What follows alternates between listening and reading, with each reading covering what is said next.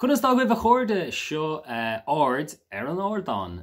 lumsa an pí nuair dhéanam sais léirmheasanna agus caint agus play ar ghrámaí agus a rudí tá feiciúm ar Ardán. Agus rud amháin chunig mé le déine ná minimal human contact le níos ó Cairealláin ar na léirú ag an gomhantas drámaíocht Aisling Ghéar agus Seán tí ó Meallaigh sa Phríomhphoirt agus bhí sé siú mar chuid de éile imil drámaíocht a bhleath lia. Agus bhí sé sa smachaí agus ba chosúil go raibh slúite lán go doras gachaíthe nó ferbhór na níon de raibh Seán. Drama a bhhainint leis an gearúchas agus drama in Gaeilge bhéal feirste agus scríóir uair is do bhfuil aithne ag daine ar níise ó kneecap áit ngachann sé ról Mowgli bap ar féin. Agus bhain an drama seo le saoil in chearúchas is i dach chearúchas agus bhain mé ansalt as an léirú sin as gailin bhéal feirste agus as léirú near a bhí seach mí compórdach cheantí ar an andúil atá ag an garachtar sin. Sílim go raibh níosúrá bhfuil an drama seo a scríomh ag agus scríomh sé tamlín ó hinna ar bhealach ní héigean ní míon na téimi seo as dátan éineart ach ó thaobh téimiide tá sé spéisiú mar í rointaí ará seo bhfuil tá saoil de drámaíocht a Tharbh meánachmach nó uas bheanachmach agus na téimi a bhítar á blé ann airíonn sin láb agus gomininic aber siad é an premise a bheith an ráma ná léachtóirí ollscoile agus iad a caint lena chéile nó scríóirí a caint lena chéile agus tá teoranú mór a baint lei sin agus ó thaobh ábharde mar aber céhéad scalanna tá fecha going ina míon an príomh a chuine ina scríóir scripte nó ag mar sin bhfuil me léidir bhealach uairta mín sé simach bíí scríomh rud ag an eile beidir ach tá drama seo bhíhas i scríomh rud ag an eile agus fáinid léargas in Gaeilge chrúig bhéal feirste ar dhul síos gotí an gealglachadóir an fón a bheith gafa leis an bhón cúpla ancléiste leis an solas idir státe han sin gomórlam na daoine éagsúla a gastar orthú san áit sin na charachtar na canúintí na fuaimine agus lehéad. Ríist dúigh mé seo le ceandanna ard an Ardán le déine mar bhach agus bhain sé le clúasáin so bhí fervór an sló nó beidir an íhir mis an beidir leatan den na daine ag éisteach le hatangaracht ar an drama ru dhéanans Aisling Ghéar gomininic ach péátar mis sí san Airlinn bhí méid si gargalóir den duine bhí món hatangaraachta mar sin bhí mé ná an duine sin a chluistáil agus is hí mé snátar am ar tamlín ach ní is gom ruúdi mar sin chuintteach go mór agus níró san an ord a chuirtar an drama mar sin dúirs a caiime bug agus bhog mé thar timppla in taobh an tomer agus ní si bhínta go bhíonn sin ó thaobh an drama a bheith eiscint ar na taobh na barna bheith os cór an eistóra agus na clúasáin tá sailse mór a gcuirm ar na clúasáin agus uairint a bhí me thuúil tarningthe le brandú so seo súil an andúilí ach bhí me thuúil tarningthe le brandú ar na daine is sailse lunracha gcuirme seo sa slua agus fuaim sin becóir me an slua dómh becóir go bheicimíist ar an stáite amháin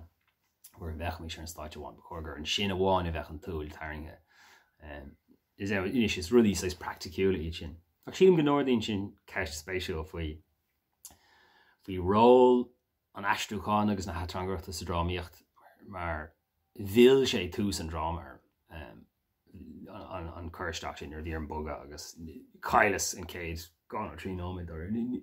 mé céh an céad cínta cad a háirle agus bháin sé sin ó haitnamh an drama ar fad. Ach an sin níor bhíos site an agus níor bhíos an ligean an drama tóirliú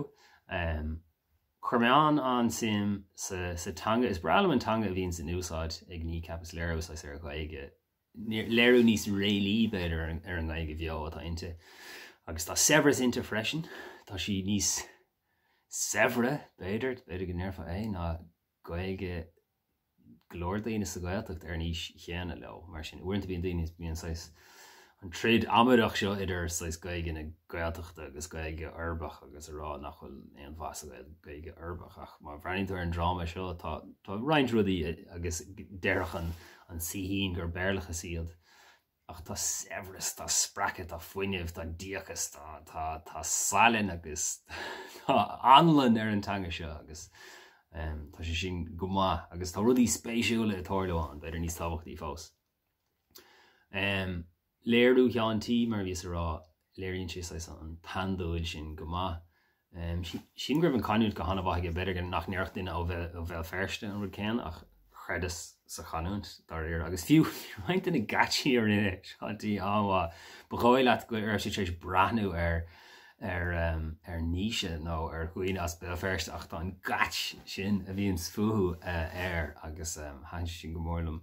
An scéal féin is tócha gohfuil sé beidir bhfuil an scéal féin ábharín garad beidir go gcuirfh sé leis tá níos mó charachtarán nó d ige mar sin ach tá sais áféis áirithe baint leis an scéal ag pointe áirithe ach is léirú é atá cinelín bránach go bunúsach an duine a chur an sceal atá géirí an targad á arás agus tá méid áirithe airgad gurháile se a bhuachan arás ach tugann sé léirú an spéisiúil ar an siomh sin ní rás bhí sa casino nó bhóstócha ach ní bhraham go raibh mé casino bheal féirsteach fós ach tugann sé léir an bhhair sin agus an trí go dútar bí na síne amach ag meanaí heile daoine chuin á lán agus an trí go nimíonn an táming an istóibh goidtar airgad mhaid ina daoine agsúla chastar leis